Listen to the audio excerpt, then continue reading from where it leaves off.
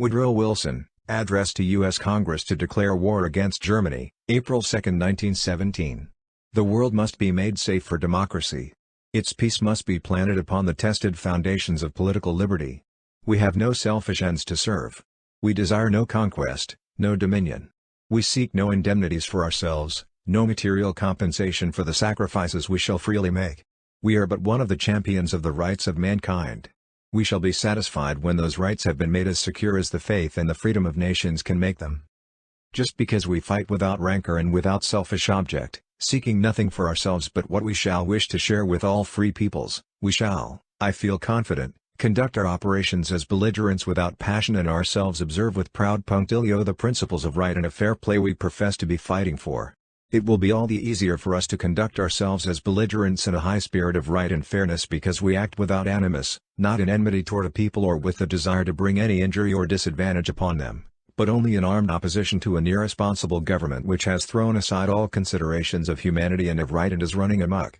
We are, let me say again, the sincere friends of the German people, and shall desire nothing so much as the early re-establishment of intimate relations of mutual advantage between us, however hard it may be for them, for the time being, to believe that this is spoken from our hearts. We have borne with their present government through all these bitter months because of that friendship, exercising a patience and forbearance which would otherwise have been impossible.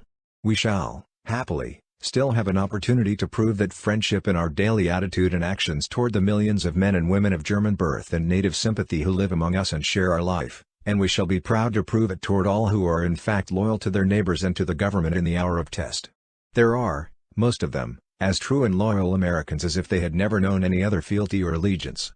They will be prompt to stand with us in rebuking and restraining the few who may be of a different mind and purpose.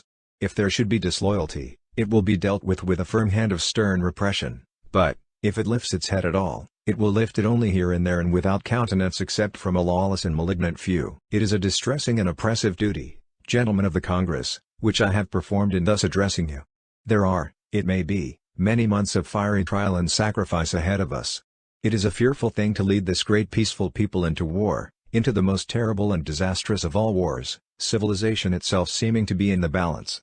But the right is more precious than peace, and we shall fight for the things which we have always carried nearest our hearts, for democracy, for the right of those who submit to authority to have a voice in their own governments, for the rights and liberties of small nations, for a universal dominion of right by such a concert of free peoples as shall bring peace and safety to all nations and make the world itself at last free. To such a task we can dedicate our lives and our fortunes, everything that we are and everything that we have, with the pride of those who know that the day has come when America is privileged to spend her blood and her might for the principles that gave her birth and happiness and the peace which she has treasured. God helping her, she can do no other.